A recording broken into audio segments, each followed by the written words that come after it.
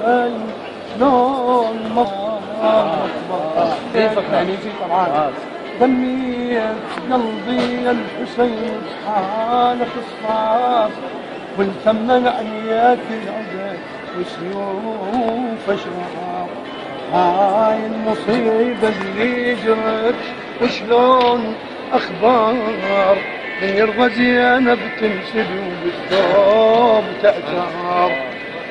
مفتوح راسك يا الحسين شلون منظر وانت حبيب المصطفى الله اكبر اشرار داروا على الحرم واسمع خبرهم حتى الرضيع بالمهد ما خلص منهم عترة نبينا المصطفى مسبي عدهم يا ويل حال اللي أمر وهاي قرر مقطوع راسك يا الحسين شلون منظر وانت حبيب المصطفى الله أكبر من يوم جرحك يا علي مدمية القلوب والنوبة دقت كربلاء وحسين مصيوب جسمه الشريف اللي وقع وبحبل مسحوب محزوز راسك سيدي الله أكبر مقطوع راسك يا الحسين شلون منظر وانت حبيب المصطفى الله أكبر يا حسين يا فخر العروبة وفخر الإسلام من يوم دقت كربلاء وعيوني ما تنام يوم القيامة ترفع مدني الأعلام بيضيع دمك يا الحسين وصار عنبر مطروح راسك يا الحسين شلون منظر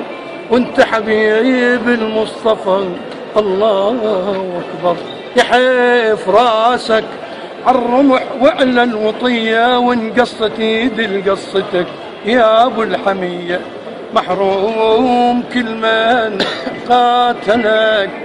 صبح ومسية شو تقول باكر للنبي لو صار محشر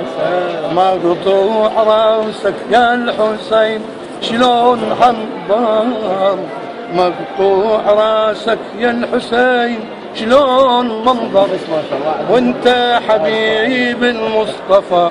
الله اكبر غريبة وغربة الايام لو تحكي زمان اللي رماني هواي بكاني يصير بيوم يا مبارك ادق بابك وردان غريبة بلا صبح ثاني اشق للسما يمك يا ابو السجاد تزيح عند قربتي وتعيد بنياني هذا الله الكبير اللي وصى بالايتام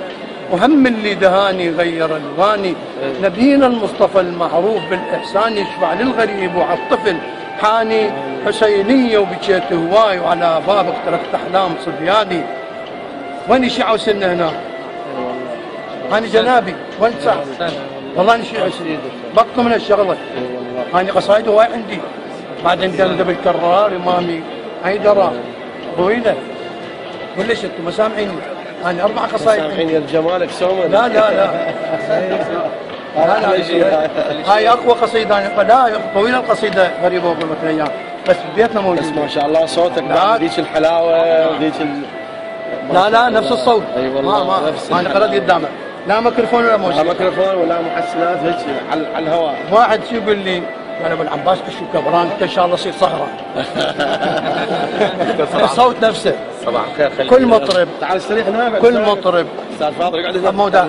كل مطرب خليه يقعد على كل مطرب ما يقرا حسينيات يفقد الروح العراقيه قلت لهم بالدموع الحسينيه توحد العراق ان شاء الله هذا شعاري بطلوا من الشغله الطائفيه بطلوا هاي 14 قصيده عندي على اهل البيت بعد عيني شلون ادخل بالجنه بلا خبر